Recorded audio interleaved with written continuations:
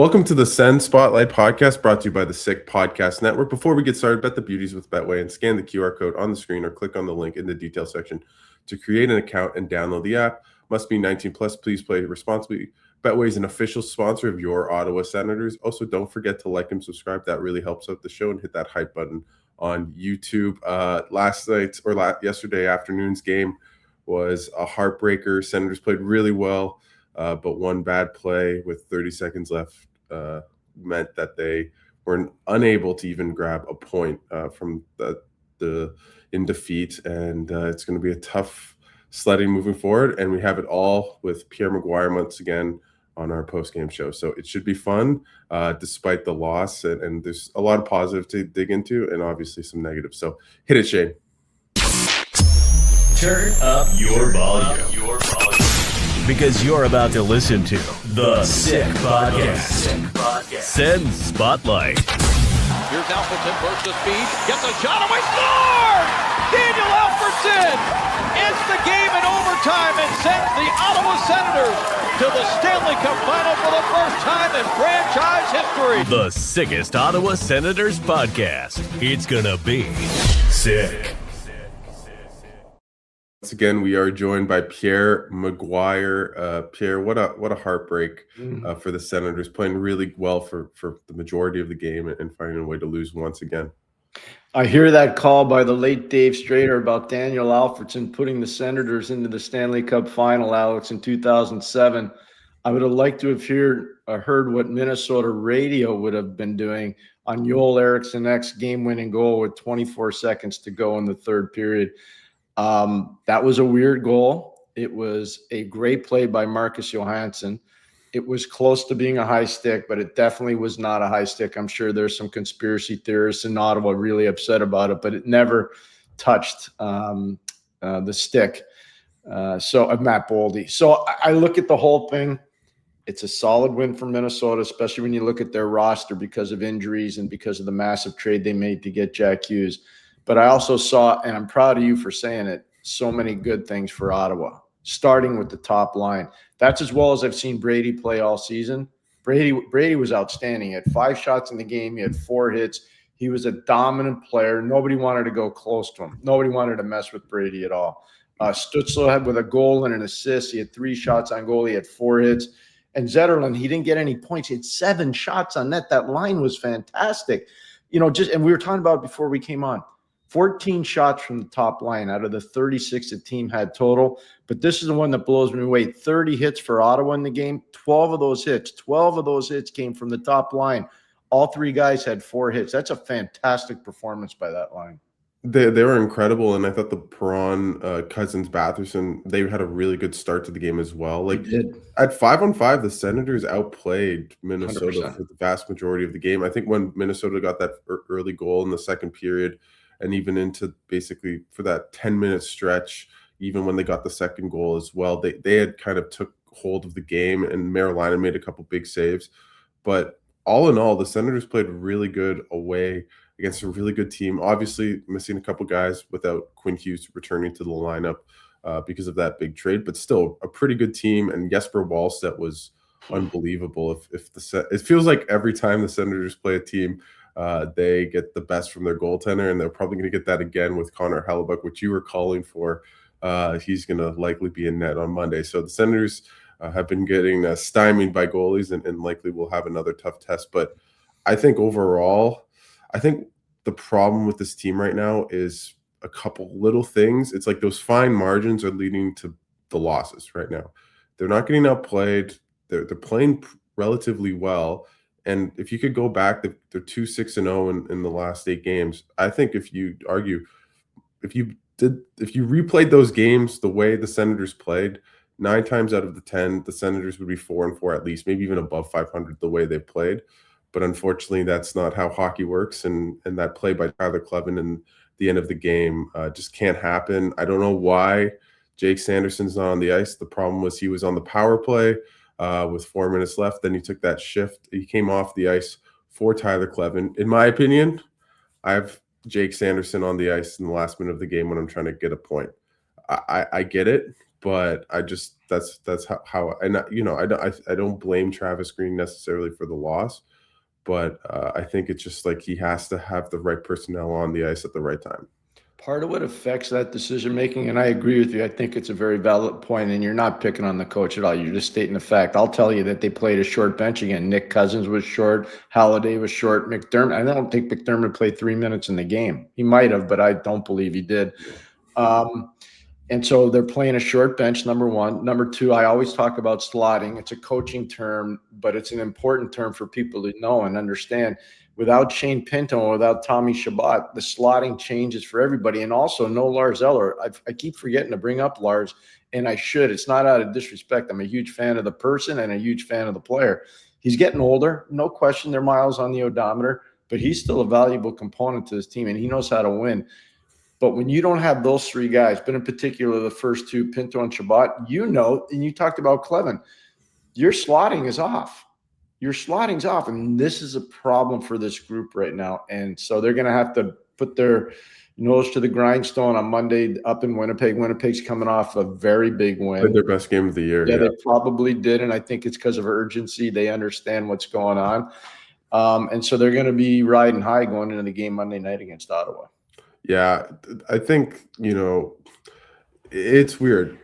I was thinking about it before just the show and thinking about how important adversity is in the game of hockey, especially like there's a reason why no one's won the Stanley Cup who's won the President's Trophy in the last 15, 20 years, really. I think it was the 08 Red Wings that were the last. And in my opinion, it's because there's so much adversity in the game of hockey. And if you play a long season and you're kind of just winning all the time, you don't kind of have that muscle memory of finding ways to win. And right now the Senators are doing the opposite, but I think there's a lot, like if they were losing games 6-2 and they weren't outplaying teams and something like that, then I'd be like, okay, let's hit the panic button right now. I think we're getting close because at a certain point you just can't keep losing games and not accumulating points, and not to sound like too much of a broken record, but they are playing well. I think it's just that those little things around the margin. For me, the biggest thing is the PK. That's my biggest worry. And did you see what they did yesterday, though? They were hard on it. They were challenging. They were up. They were in your face. They were taking away time and space. That was the first time I've seen that all year long. So either they're listening to our show or they are in the film room, and I'm only being facetious, by the way, or they're in the film room, which is what I know they are doing with Michael King there, and they're paying attention to everything. And one of the things they need to do, be way more aggressive. And I'm happy that they were.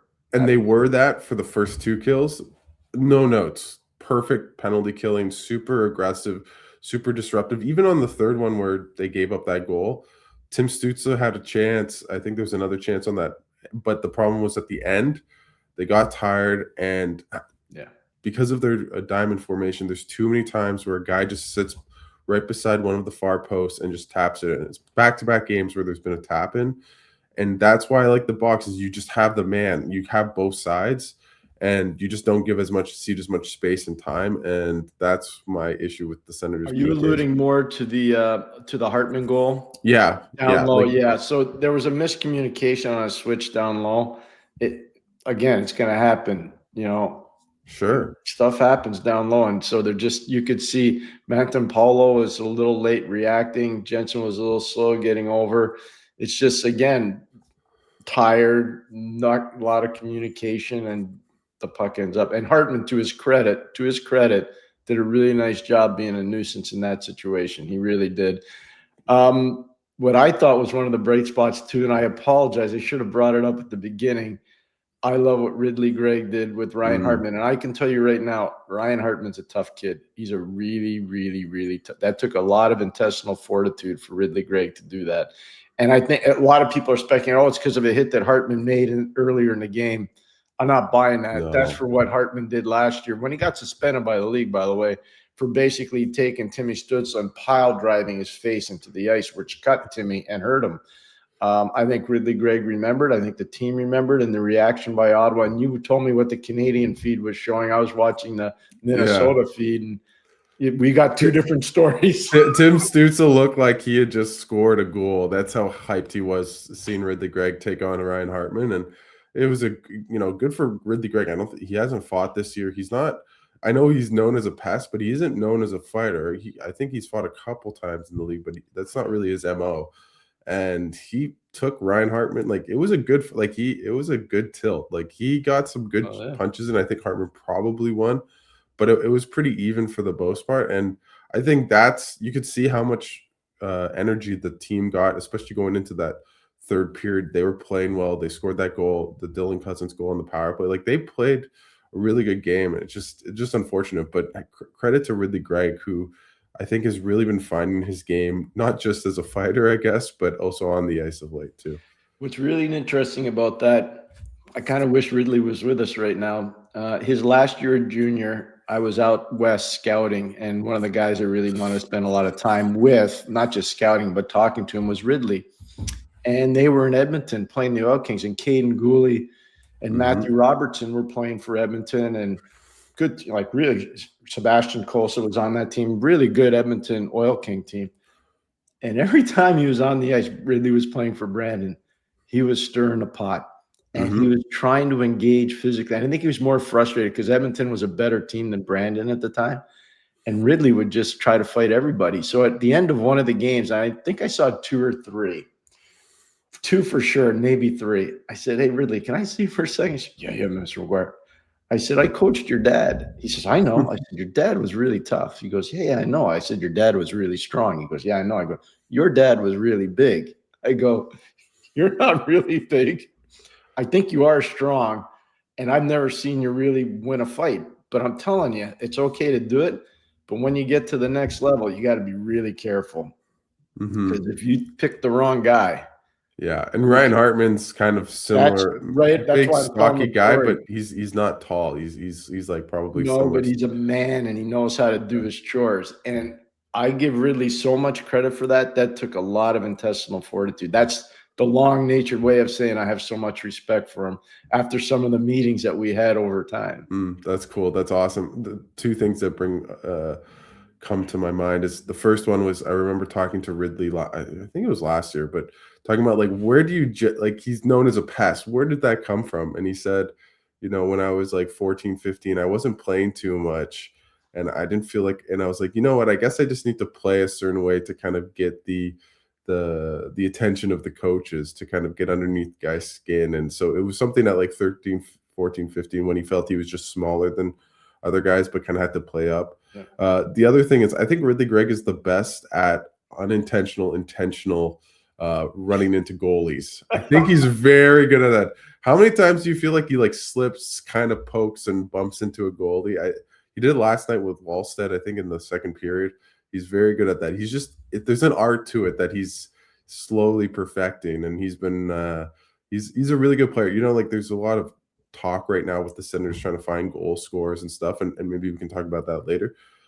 I'm of the camp that Ridley Gregg in a playoff situation, if the Senators can make it, is so valuable, just for like, maybe not the fighting, but like being a pest, a rat, getting into guys' skin, stepping up for teammates, just like that kind of player that really seems to thrive in the playoffs. And I really like, and you remember last year with Stolars and stuff as well, right, in the playoffs. Well, I think it's an excellent point. So I'll use some comparables of players that I think he's like. One was Michael Pekka. Michael was probably a better offensive player than Ridley, but Michael was a super pest, and he was very good at it. And another one is Darcy Tucker. I had a chance to do a lot of Darcy's games in Montreal. I had a lot of chance to do his games in Toronto. I watched him play as a great Kamloops Blazer, and Darcy body type is very similar to Ridley. Their skill sets are pretty similar too. They're probably more alike than Ridley is to Michael Pekka. But those would be 2 pretty solid comparables from yesteryear. And those guys are important. They matter a lot. They really do. We had a guy that wasn't a pest, but he was feared, Brian Trottier. Yeah, because he had a long rap sheet of being physical and being unbelievably skilled and being hard to move. And if he got angry, you were in trouble. Ridley's not there, but there's some elements of Brian's ability to get people. Like, people would get squirrely when they saw him on the ice. You'd be like, what's he going to do now? They're looking over their shoulder. So really, I'm really happy for him. I think he's starting to cement the position in the roster, and that's good for him and great for the team. You're talking about making deals and getting people's attention, and we're getting close to that time of the year. You saw what Minnesota obviously did. They're all in. They're like, we're not messing around. We're in it to win it. We got a year and a half to try to get this done, and we're going to do our best to do it. So Billy Guerin made a big statement. Last year, I thought when Steven Stamkos traded and Dave Poulin traded away Josh Norris to get Dylan Cousins, I thought that was their statement. And it worked. It definitely worked. And a beautiful power play goal by Dylan yesterday, barring, and that was really nice. I think Ottawa's going to have to do something like that again this year. Yeah. And I hate to say that because I like so many of the guys on that team, but I do think they're going to have to move a body. Right now, I don't know what you think, Pierre, but they're missing a sniper, right? Yeah. I was looking at I'm writing a story. It's basically what we've been talking about. It's like the fine margins, letting the Senators down right now. Mm-hmm. And on their roster, they have no player that's ever scored 40 goals, right? Mm-hmm. And ever in their careers. And that's, you can feel it in these games where they have the play, they generate chances, but they don't just get quick strike offense and really get to capitalize on their good play. And sometimes you just need a guy that can just knows how to score, right? A Cole Caulfield, Alex Ovechkin, the list goes on, right? And so they're missing that right now. And I don't know how they acquire that. That's kind of my issue right now, is like they don't have the assets. There doesn't seem to be one player that's obviously available that fits the need for the Senators, but they're missing a goal, like a pure goal scorer. Yeah. They don't have any. They have a lot of really good players, but they're missing one. I agree. It's a great point. It matters a lot. The quick strike offensive capability matters a lot. I'll never forget Lou Lamoriello trading for Stéphane Richer in New Jersey. And it was like, he's so not a Lou Lamoriello style player, but the art of team building, to your point, Stéphane Richer could score. He didn't have a ton of pure scorers in Jersey, but he needed a guy that could score, and Richer was a 50-goal guy, and he got him, and the rest is history. Like, he wasn't the number one component, but he was part of the component to win. And it shows you there's just so much you got to look past somebody's foibles sometimes to look at their strengths. For sure. And like, people were dunking on me on Twitter a little bit because I was of the mind that the Senators, speaking of trades, should have gone all out for Quinn Hughes if it was possible. I don't know if they could have matched that offer, but for me, the Senators need to be in those. They need another star. And you look at the trade, like everyone looks at the Matthew Tkachuk trade, right? You lose two really good players, Huberdeau coming off a career year, but Matthew Tkachuk's the best player. Get the best player no matter what. I think the Senators, if they make a trade, you're going to lose a good player, probably two off your roster. But do you get a superstar in return? I think that's the kind of trade they have to make. And the good thing is they have a lot of good players, to very good players, but they don't have a lot of stars outside of the big three. I'll coin them that, right? Of Sanderson, Stützle, Tkachuk. They need one more superstar, I think, right now. And I don't know how they find it. That's the one thing that I find. I think the Senators want to make that move if they can. But who is it, and how do they have enough to acquire them? I think you're going to have to wait a little longer to do that deal. It's going to be when teams start to fall out, and you're going to say, okay, you have a team that's not going to make it. We're prepared to give you assets or an asset for your asset. They'll have to wait a little while to do that deal. You're right, though, what you just said. Outside of the big three, there are a lot of good players. There's no star players. Yeah. And there's some guys getting mileage on the clock. Like David Perron, he's a good player, but that's a lot of mileage, man. I mean, so you go into the playoffs after an 82-game schedule and you get in a 7-game, knock them down, drag it out kind of a situation. You wonder how much he's going to have left in the tank. It's not as easy as ever. I'll never forget my son last year after he played 11 pro games and then he played 7 playoff games. And he looked great on the ice, played well, numbers were good. Came to visit his mother and I, and he goes, I had no idea it was this hard. I had no idea, because you're playing against guys so much bigger, so much stronger, so much meaner.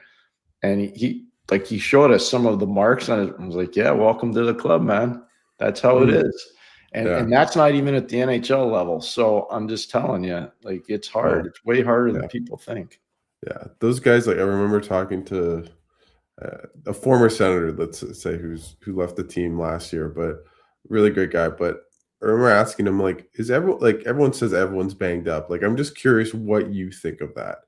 And he said, yeah, if anyone says they're not banged up, they're kidding. They're lying to you. Like, everyone has bumps and bruises and hurting. And like, being in the room, you see guys with, tape around wrists, tape around elbows, tape around. It's a bruising, cruel sport. It's also an amazing sport at the same time, right? And that's where that almost like that warrior ethos comes from of watching the game. But I think it's going to be hard. I think right now this is a bit of I don't want to say make it or break it, but you talked about if they fall off and lose these couple games at the start of last week, they're not going to make the playoffs. I don't know if we're at that stage yet, but we're getting close. And I wonder, like, with Brady Tkachuk up in 2 years after this year, you have Batherson up after next year. Like, there's a lot of, like, this core isn't necessarily set in stone for a long time. And to be hopefully a really good team, it feels like this is a make or break next little month or so. Like, do they get back on a winning streak for the first time all season, get back in the playoffs, or do they wilt away and fall apart? So I thought when they started this road trip, they had to be better than 500 on the trip. So that could have helped them yesterday, obviously. Yeah. They got to win on Monday. I know people are saying, wait a second, that's a little harsh. It's not, because look at what's happening in the standings. Now we're starting to see separation, especially 5 points out. Yep, especially in the Atlantic. So let's just say, Pittsburgh wins today after they should have won yesterday against San Jose. They had a 4-goal lead. It shows you that even though they didn't win, they got a point. Yeah. So to get to the wild card, you just got to keep. And I don't think the teams that are like the shocking story, they're probably 2 in the East. And I thought Philadelphia would be better than some of the pundits because I'm a big Tocchet guy, and I thought Tocchet was the right guy to go in there. But Pittsburgh, where they are right now, most people didn't think that was happening. In fact, most people thought they were trading Crosby, and Malkin was going to have to go too because they were just going to have to rebuild. But they're surprising a lot of people. And the other one is Boston. Yeah. Nobody, not even Boston fans. Yeah. And I'll put my hand up and say, not me. I didn't think. What's happened there is they're proving people wrong. They're getting really good goaltending, especially from Swayman. And Marco Sturm was such an experienced coach. And he never got enough, just because he didn't have NHL reps as a head coach. People were like, oh, it's going to be too much for him. I wasn't one that believed that because I saw what he did in the Olympics in 2018 in Pyeongchang. I was there. He got his team to the gold medal game, and he was outstanding. I sent him a long text afterwards. And I said, you know what? Good for you. You never forget how you got here and just keep building because you're going to get to the NHL sooner rather than later. He did an amazing job. I'm telling you, he did. Mm-hmm. So those are the two. So if you're Ottawa, you're looking, if you're Montreal and Toronto too, by the way, you're looking at those teams and you're like, okay, we don't have a lot of wiggle room here because those guys weren't even supposed to be in the discussion. No, they were not. They do have, like, after the Winnipeg looked really good last year. Connor Hellebuck bump is real, which is a shame for the Senators. I think it's gonna be a really hard game on Monday to win, but they have to start winning. Like, we can't do the moral victories after every game, right? Sens fans were sick of it under DJ Smith. I think it's different this time, where I really feel like there is some truth to it, right? Where, like, they are genuinely playing well, but they're just losing. Yeah. But we can't be moral victorying this all year, right? Like, at a certain point, you have to collect points. You have to win games to make the playoffs, right? And it's a shame. Like, I was looking at the stats. I wonder what you think. Like, this team has the worst save percentage in the league right now. Mm-hmm. I saw that today. I was like, whoa. Part of that's goaltending. Part of it is, I think, and a part of it, believe it or not, is probably the penalty kill. Yeah. The penalty killing, and it's something, Alex, you and I have talked about a lot. Yep. And, I was really excited yesterday at the beginning when I saw how aggressive they were. I'm like, this is awesome. They're making an adjustment. This is going to be good because they have players that can do this. And then, obviously the Hartman goal, and you're like, oh, you kidding me? But that could happen to any team. You're going to give up power play goals. But I think it's a step forward for them. Now they got to just continue to improve on it. Yeah, for sure. And even last night, people blame Merilainen for that final goal.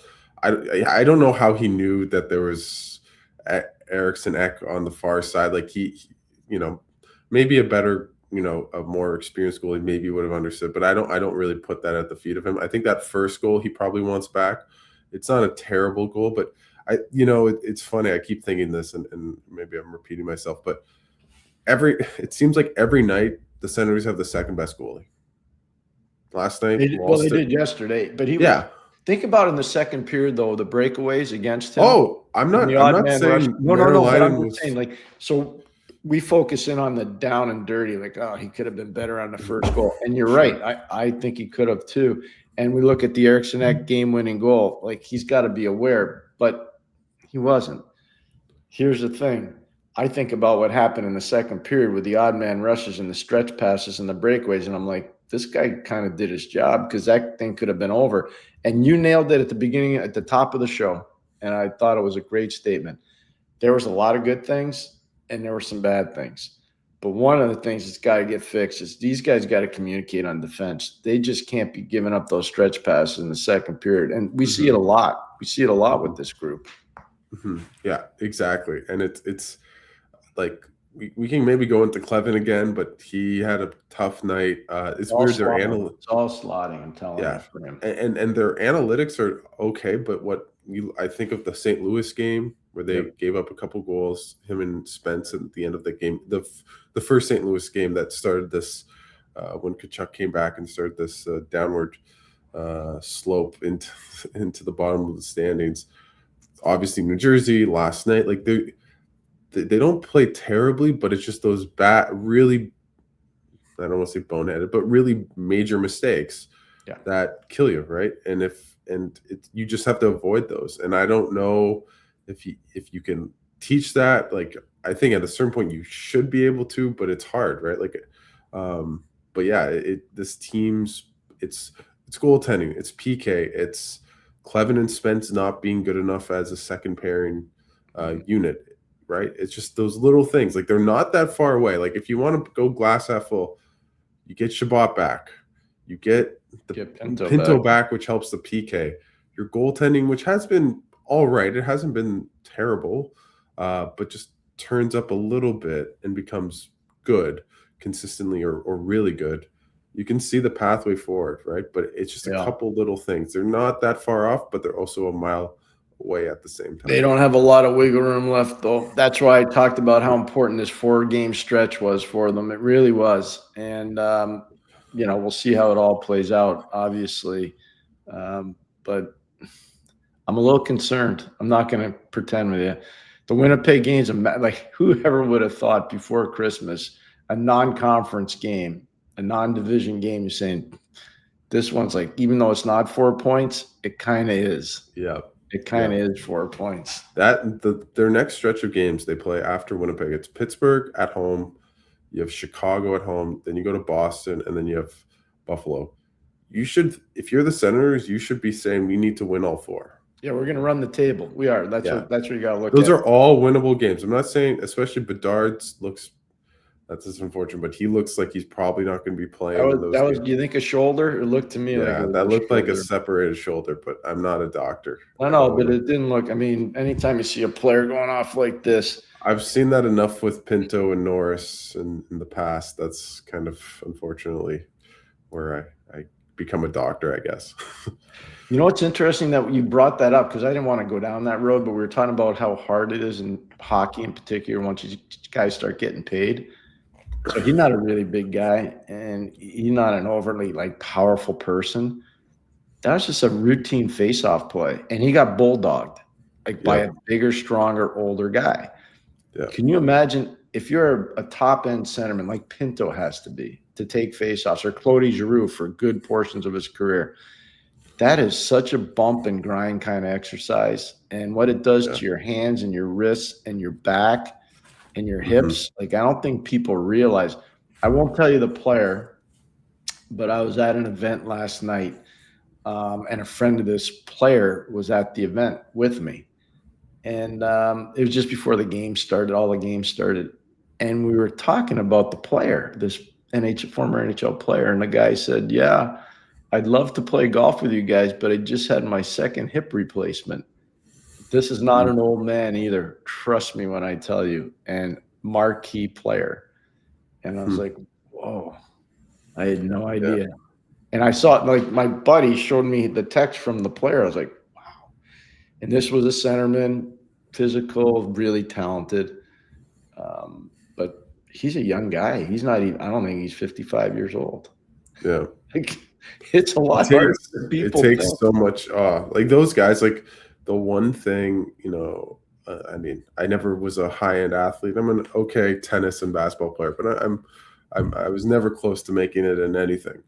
But the one thing I marvel at is just the ability, like as I talked about the warrior ethos, like just to play through so many, like so much pain, just all the time, like hip, back, wrist, like broken everything, right? Like broken clavicle, like it just, the list goes on. And those, as you mentioned with, the former player, when you're 50, you look around and I'm sure it's like everything feels broken.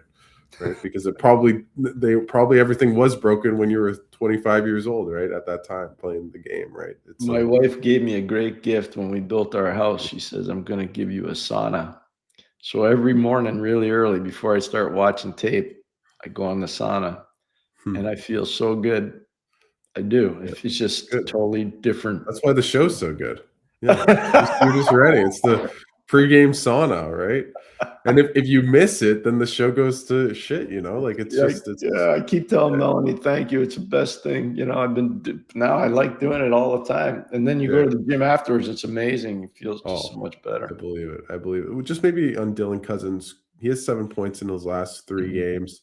He seems to be really revving up, especially without Pinto. What have you just seen from his game? He's shooting the puck really well. Like that power play goal yesterday, that was launched, and that's barring in against a really big, really athletic goalie. That's a big-time shot. It's a big-time play. He wants the puck. I don't know if you agree with me. It seems like he's manning the puck more, which I kind of like, Alex. And then the third part is I see more commitment to overall team defense, and because of that, more turnovers, more counterattacks. Transition. I think that plays more to his strength as a player. I think he's better in transition than he is off the cycle, and that's a good thing if you're forcing turnovers. So I think that's why he's done well on the power play, right? Like even that goal, it was basically in transition. I know it's on the power play, but he's the late trailer, gets the puck in the slot, wires it. He made a really good defensive play. I think it was in the first period, tracking back, making a good read, and I've actually found his defensive play he's not Shane Pinto, he's not disruptive. He's not it's a lot better. But it's much better. Like he's not, you don't feel, okay, he's getting beat or he's out of position all the time. Like at the beginning of the season, he was. There's plenty of goals where you're like, what is Dylan Cousins doing, right? There's been less of that, and that's a good sign because I think if that line continues to look dangerous at 5-on-5, and presuming Pinto comes back, I think probably around maybe after Christmas, if I had to guess. Now you can see like, okay, we have the first line that you mentioned, just hitting and shooting at everything, right? You have the Pinto line with Amadio and Giroux that's been so good. And then if that Cousins line is getting hot, now you can really see a team firing on all cylinders. And so that's the hope, right? The next couple games, get a big win, maybe go on a streak. The other part, too, is because Ridley's playing so much better, they got to get Lars Eller back. Then they can play more of a 4-line game, which I think plays more to helping them if they're going to have to chase this thing, because they're going to have to chase. Yeah. Like I said, it's not to be negative, but that you look at the schedule, like there's no wiggle room left for them. They got to start putting points in the bank. The good thing is they're a 5-6 game winning streak from being fine, but they're also a 5-6 game losing streak away from being out of it, right? Yeah, I'm going to say 3 more losses in a row, then you're getting double digits. And once you get double digits, you start having to climb over too many teams. And that's why I've always used this Mendoza line, and you can track it. by the time you get to the All-Star break, if you're 10 points or more out to double digits, your chances of making the playoffs are so lean, it's crazy. So I'll give you 2 teams that have done it over the last 10 years. It's only 2. One is Dallas, way back, and the other one's Buffalo, way back. That's it. What about the Sens? What about the Sens in 2015 Hamburglar run? I don't know. But I think they were single digits out. You'd have to look it up. It might have kind of waved up and down at one point. They were at 1.14 points, but I don't know. But I'm telling you, if you're double digits out it's almost impossible to do. Yeah. Especially now, nobody, like I said, who thought Pittsburgh? By the way, who thought the Islanders? No, come on. Even Detroit to some degree. I kind of thought Detroit because they have so many assets, and I think that McClellan. No disrespect to anybody else that was there, whether it was Jeff Blashill before or Lalonde or any of those guys. Just good coach. He's a proven, hard-edged, respected coach that he's going to make guys better. And he has a secret weapon that nobody talks about, Trent Yawney. Trent Yawney's really good cultivated. It's a lot like what's gone on in Tampa. They've cultivated a lot of these young defensemen, and they've made them better internally. And that's one of the things that I think Trent has done. Look at, I'll give you a name, Sandin Pellikka. Yeah. Go watch Axel Sandin Pellikka, undersized guy. He's nowhere near as good as Jake Sanderson. He's not as good as Lane Hudson, but he's important on their team. Yeah. Simon Edvinsson has really grown. Like, you start looking at the guys that are in Detroit, their internal development's been really impressive. For sure. I think kind of like with the Senators trying to leapfrog back into the playoffs, it's not just the points aren't actually they're not that far away points wise. It's the number of teams, right? You have to, right? And so that's their challenge right now. And this team, again, I think if I had to bet, are they closer to a playoff team than falling out of the race? I would definitely say playoff team. The way they're playing, they're missing key guys that I think will be back. And I don't think Shabbat's back. He's not on the trip, or Pinto's not going to play in Winnipeg. But I don't think they're 10 games away. I think they're more 5 to 6 games away. You get those guys back, I think you become a really, really good team. Again, goaltending, PK, and Tyler Clevin playing, and Spence playing on the third pair, like, all of that can conceivably improve, right? But it's going to be a tough one. Is there just anything else you want to talk about before I let you go? I see the glass being half full with Brady and the way he played, Timmy, and the way he's playing in Zetterlund while he didn't score, like 7 shots on goal against Minnesota. That's impressive. But I'm going to stick with what I said to you before. This road trip was really important. They've underachieved, even though the games have been tight. They've underachieved in terms of putting points in the bank. This Winnipeg game is massive for them because it sets them up for the rest of the week when they get home. And usually, as everybody knows now, the first game back after a trip is usually a hard one. So, like, every game now kind of takes on a Game 7 mentality for a while till they start to stabilize and get some traction in the standings. And if they can't, it's going to be tough. The rest of the way is going to be tough if they can't start getting some traction. I need to get a must-win banner and bring it every time. I think Monday is a must-win.